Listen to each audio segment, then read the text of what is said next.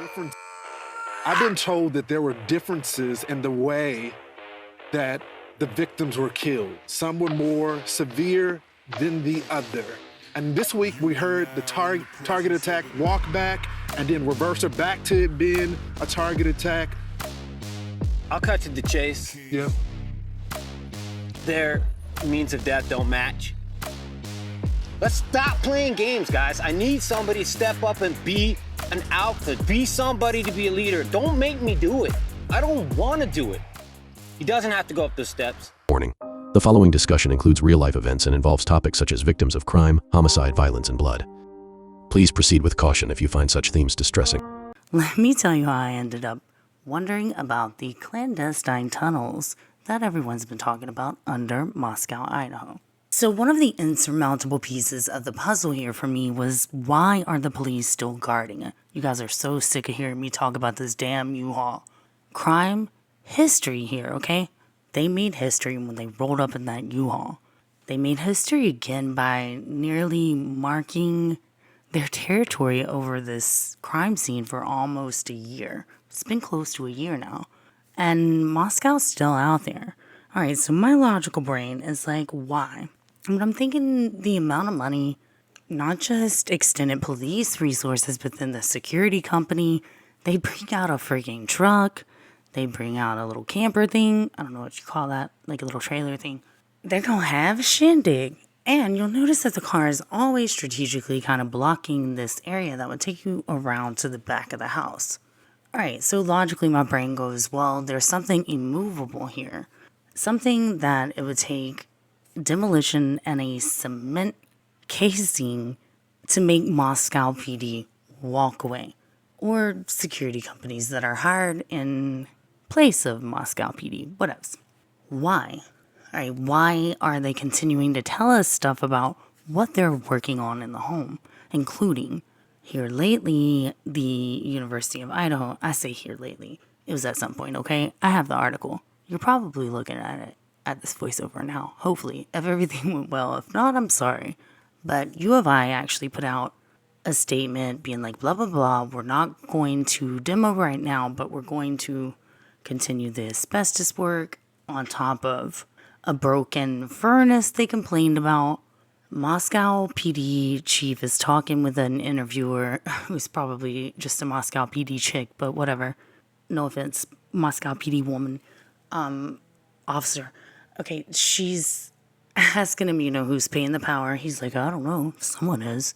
Right, because they have a stake in this thing. The prosecution's paperwork would tell us that during their statement about not wanting or having any state in the house anymore, prosecution as well as defense agreed that they're done with the house. Okay, so only law enforcement and security at the University of Idaho is concerned with the house. Okay, the Bryan Kohberger case is apparently not concerned with the house. I mean, both sides stated implicitly they don't give a shit. All right. They're not fixing the furnace. The only thing you have to do for asbestos is wet the shit out of the house. So I already had this made up and was like, why the hell are there all of these vents, right? And I was going to put it in an episode, but I was like, where the hell am I going with this? I really don't know. I just know I'm suspicious of all these vents, but I really didn't have an end game yet. So I was like, chunk that shit. Well, turns out as I'm going over a list, I'm coming back at this with this tunnel vision, right? And trying to see, is there anything to look at here? And the first thing I go over before I go over any maps, before I've connected anything to any mining or the 1122 address, I just wanted to look over the house and see, is there enough that I missed about the house to even make this, intriguing enough to even look at a map. So first, I look at the strategic location. Well, it is on the county line, it is on the state line, and Idaho, being a panhandle state, has a unique ability to be able to pan drugs into the next state or over that borderline where your horses can sink in the mud with the wrong infrastructure. You feels? Okay. Can probably hear my kid along with the guy weeding outside. Sorry about that. All right, so the strategic location of the place, county border, state border, and then I happen to notice that there's nothing else on the other side, or we'll say if we're looking at the house directly, We're looking at the basement level, bottom level, Bethany and Dylan's level, face first at the door. To our left, there is no other land except for the University of Idaho and then Washington. So you've technically already made the border. If you've sunk the University of Idaho's staff into your org. Well, I see a lot of people that are from that area who have pretty much already told me that that is a foregone conclusion in the area. So for this hypothesis, I'm like, okay, they made it to the border already. Now let's see, can they get under, or can we get further with this theory? All right, so a corner house with a wider field of view, allowing for increased surveillance opportunities. This could help monitor the surroundings for any unusual activity, potential threats, and it also can help you have a getaway or an advantage if you needed to dart. Access points. Is there anything in the house that you see that can be used as an escape route, or say a secret or a trap door, one that can lead to a hidden level? So in that case, of course, first we'll check the stairwells and see, do either of those possibly lead down? We'll see two sets of stairways here that are relevant, and either one could technically lead down. Especially in the case of Dylan's, which could easily possibly connect to that old shed space, but seems to have a basement area, or a slab much too large to belong to a single slab.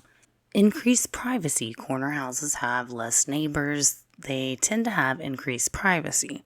In the case of a clandestine tunnel situation, it's on a hill, it's in a slope, so it's kind of hidden a little bit, the element that there could be an extra layer there. However, upon my walkthrough, I get this gut feeling about Kaylee's closet. Always felt like Kaylee's closet was odd, but I ignored it for the more obvious fact that there seems to be a movable piece of furniture right here, which happens to be on the other side of this massively large, quote-unquote, storage closet, right? And if there were this long of a storage closet that took up this whole back kitchen wall, why would you want this big cabinet thing in the way? Because there seems to be, not a lot of cabinet space, but enough that you wouldn't want this thing in your way if you also already had a pantry. Especially not, girls this age. I wouldn't have at that age anyway. I would have had enough groceries to even fill that up. So, theorizing that this closet could technically have a faux wall, which would make our entrance to a clandestine tunnel, well, more, clandestine. So with a faux wall and a piece of plywood painted over all pretties, plus the new roofing system, which the blueprints point out was put over the original house. So I think a lot of people imagine this to be a new third roof, but the way that it's worded, this roof was laid before they added an extra level. This, in theory, would allow you time to make the entrance or add a new entrance to your clandestine tunnel network, and of course to hide doors. So let's assume that if we move this thing, we could have a hole in the panel or remove panel and go down a set of stairs. So much as stairs do, up, down. And I actually noticed that on the older blueprints, it actually does show 3 steps down instead of just saying like over and then up, or down, like they would in the case of the little 2 sets of steps that take you to the 3rd level. But it does seem to show sort of maybe a possible 3rd level down. So I was like, on to some more. Now let's line Kaylee's up to be exactly on top of that. Kaylee and Maddie's roof, if we place it crudely on top of this relevant 2nd story blueprint, then you would also have another exit through Kaylee's closet. Possibly what this panel right here is for. Also, as I said, it didn't turn out to be as hard as let me go find some ancient tunnels that are all uber clandestine.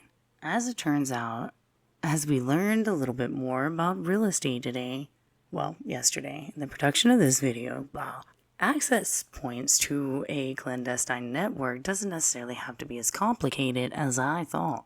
And this is why. As I'm looking over the city map, you see that most of the things just is what color? Yeah, that common color that most of them are. But you see how we have certain pipes here. These are underground systems, and they have a different color. Now that color, my friends, means that they're owned by the University of Idaho or and some other private funding. That's right, you can get easement rights to what properties are necessary to have your own subterranean network that you take care of yourself, or that the University of Idaho takes care of for you, since, it's right there, and seems to be they happen to be located in a very strategic position. Can't talk today. The girls happen to be located in a very strategic position.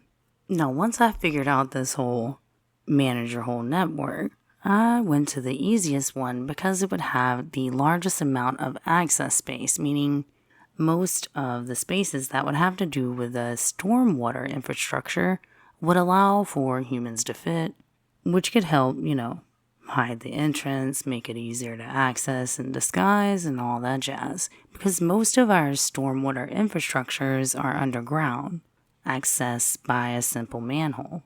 Now, this manhole access point is what happens to make 1122 keen for this kind of point. Because, see, they have two of these. And they also have catch basins, which can potentially be modified to act as access points as well.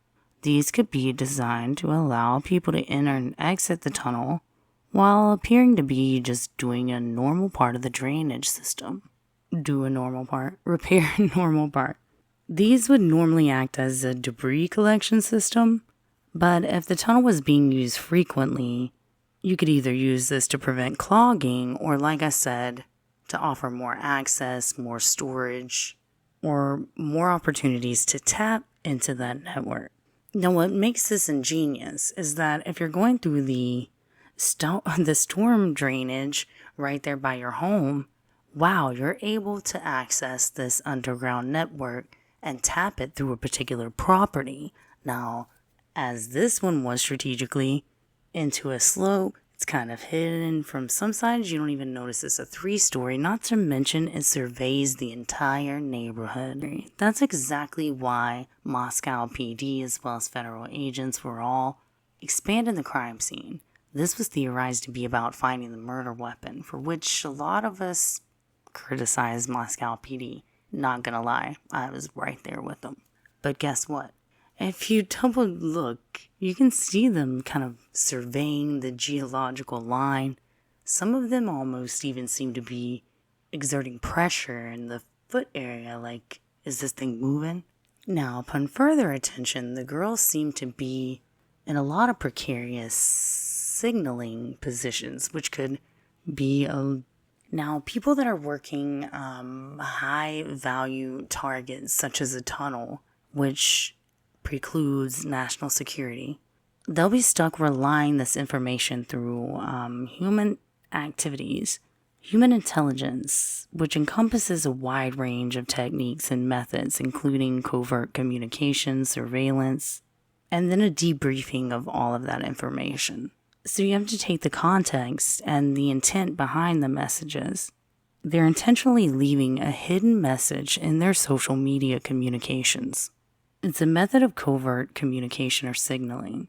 They can even contain encoded information, and that process gets a little more complicated. But the signals and a lot of the instructions that are intended to be there can be understood for the specific recipients, while totally appearing innocuous to others, as mostly we see in this case, right? The objective is to communicate sensitive information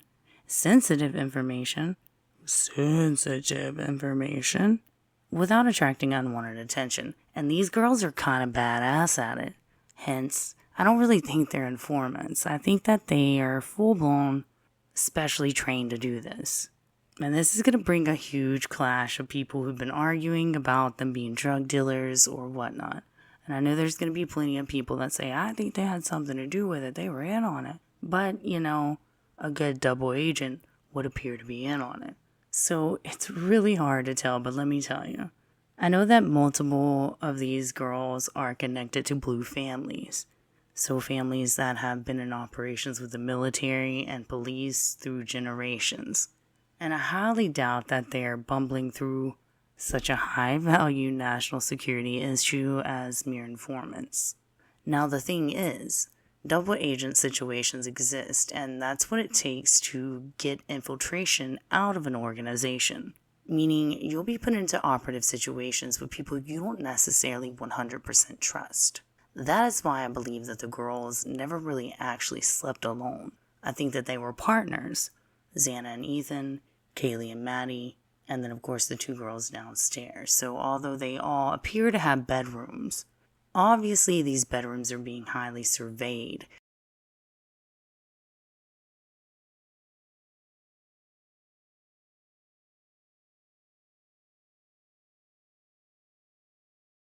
Now, in deep cover situations, like you might ask yourself, why would they do this? Why would they put this on social media, Neeks? Well, because in deep cover situations, you don't have police reinforcement. You don't have a CB. You don't even have a gun. You can't just pretend to be an Idaho student working at the Mad Greek and be strapped up with your 9. It doesn't work like that. And deep cover situations are some of the most dangerous that law enforcement are forced to contend with, okay? Not only that, but they're highly stressful situations where these operatives are put into these situations 24/7.